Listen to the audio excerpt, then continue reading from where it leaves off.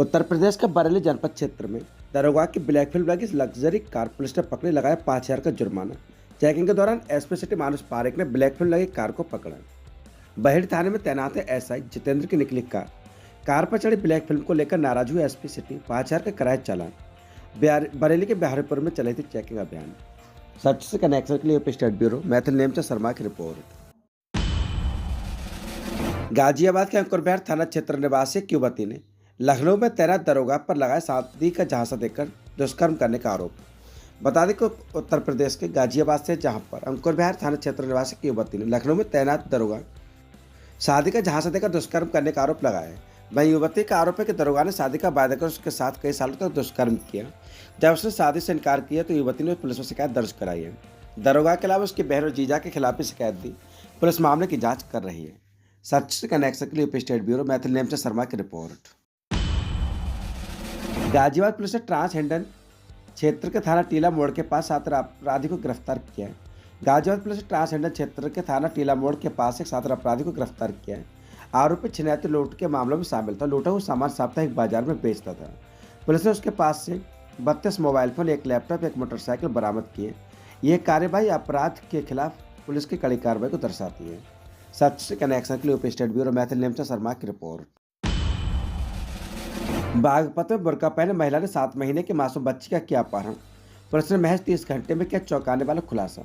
बच्ची का अपहरण, पुलिस की तेज कार्रवाई। इस दिल दहला देने वाली घटना पर हर किसी की नजर। बच्ची सकुशल घर लौटी। सच से कनेक्शन के लिए यूपी स्टेट ब्यूरो मैथिल नेमचा शर्मा की रिपोर्ट। मंडलायुक्त ने एसआरएमएस में किया हेल्थ एटीएम का लोकार्पण। सर्वाइकल कैंसर से निजात दिलाने के लिए मंडल स्तरीय आकांक्षा समिति के सहयोग से अभियान आयुषी का किया गया आरंभ। सर्वाइकल से बचावे तो 6 बच्चों को लगाई गई वैक्सीन। आपको बता दें कि मंडलायुक्त की उपस्थिति में एसआरएमएस मेडिकल कॉलेज और कंपोजिट विद्यालय बहरपुरा में किशोरियों को सर्वाइकल कैंसर से बचाव की पहली डोज दी गई। मंडलायुक्त ने एसआरएमएस मेडिकल कॉलेज में हेल्थ एटीएम का भी रिबन काटकर लोकार्पण किया और उपस्थित लोगों को स्वास्थ्य के प्रति जागरूक किया। मंडलायुक्त ने कहा कि आकांक्षा समिति सदस्यों और SRMS medical college cervical cancer के सहयोग से महिलाओं में सर्वाइकल कैंसर से निजात दिलाने के लिए अभियान आयुष से आरंभ किया गया। इसके माध्यम से ग्रामीण अंचल के भेदपुरा, खजुरिया, सेड़ा, दलपतपुर, सुरला, पुरनापुर में जागरूकता अभियान चलाया जाएगा। इसके साथ ही किशोरियों को सर्वाइकल वैक्सीन भी लगाई जाएगी। वहीं मुख्य चिकित्सक डॉक्टर विश्राम सिंह ने महिला स्वास्थ्य पर विशेष जोर देते हुए महिलाओं को संतुलित आहार के प्रति भी जागरूक किया। उन्होंने कहा कि स्वास्थ्य के प्रति जागरूक रहने के लिए इस जन आंदोलन बनाया जाना चाहिए। सच से कनेक्शन के लिए यूपी स्टेट ब्यूरो मैथिल नेमचा शर्मा की रिपोर्ट। सीता माता को छुड़ाने तो जटायु ने किया रावण से युद्ध, प्राण त्यागे। सीताहरण जटायु वध सुग्रीव मिलाप की लीला का हुआ मंचन। पूरा मामला उत्तर प्रदेश के बरेली जनपद के फरीदपुर का, जहां पर प्राचीन रामलीला कमेटी के द्वारा आयोजित 186वें रामलीला महोत्सव में चंद्रपाल ब्रजवासी रामलीला मंडल नवाबगंज के कलाकारों द्वारा सीताहरण, जटायु वध और सुग्रीव मिलाप की लीला का मंचन किया गया। रावण द्वारा छल से अपने मामा को सोने का हरण बनाकर स्वयं साधु का वेश बनाकर भिक्षा के बहाने सीता माता का हरण कर लिया। सीता माता को छुड़ाने के जटायु ने रावण से मोर्चा लिया और लहूलुहान होकर जमीन पर गिर पड़ा। सीता माता की तलाश में लक्ष्मण राम जब जंगल में भटक रहे थे, तब जटायु की आवाज़ सुनकर उनके करीब पहुंचे जटायु ने अपनी पूरी बात सीता माता की बताते हुए श्री राम की गोदी में प्राण त्याग दिए। रामलीला में देर रात्रि तक राम भक्तों ने आनंद लिया। रामलीला में जटायु और सुग्रीव की भूमिका सराहनीय रही। 186वां रामलीला महोत्सव मोहल्ला परा में लगे झूले, मिक्की माउस, ट्रैम्पोलिन आदि का बच्चे लुत्फ उठा रहे थे।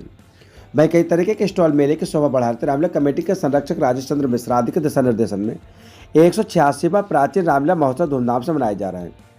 रामलीला महोत्सव में विशेष रूप से रामलीला कमेटी के अध्यक्ष रमेश चंद्र शुक्ला, मीडिया प्रभारी अमित तोमर, गोपाल मिश्रा, जीतू राठौर, अशोक कुमार मौर्य, शिवम शर्मा, राजेंद्र मिश्रा, डॉक्टर मनोज सक्सेना, राजेश मिश्रा, अजय मिश्रा, सर्वेश कुमार शुक्ला सहित कमेटी के कार्यकर्ता और पदाधिकारियों का विशेष योगदान रहा।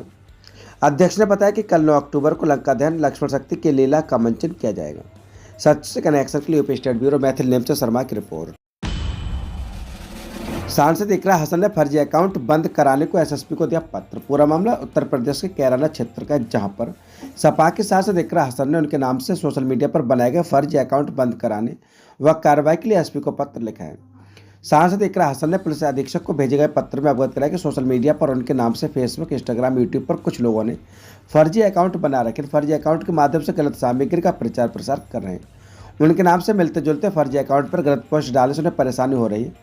पत्र में कुछ फर्जी अकाउंट का उल्लेख भी किया गया। मामले में फर्जी अकाउंट ब्लॉक करने और आरोपियों के विरुद्ध कार्रवाई के लिए कहा गया है। सच से कनेक्शन के लिए यूपी स्टेट ब्यूरो मैथिल नेमचा शर्मा की रिपोर्ट। विधायक बोले यूपी के सारे विभागों में सबसे भ्रष्ट बिजली विभाग। पूरा मामला उत्तर प्रदेश के लखनऊ का, जहां पर सपा की विधायक रागिनी सोनकर ने कहा कि बिजली विभाग सारे विभागों में सबसे ज़्यादा भ्रष्ट विभाग है। सबसे कम और सबसे खराब काम बिजली विभाग में हो रहा है। मेरे जिले में एक दिन में 600 ट्रांसफार्मर एक साथ खराब हुए। ये साफ दर्शाता है कि ट्रांसफार्मर की गुणवत्ता में गड़बड़ी है। पूर्वांचल में बिजली वसूली, बिजली बिल को लेकर 900 करोड़ रुपए के घोटाले किए गए हैं।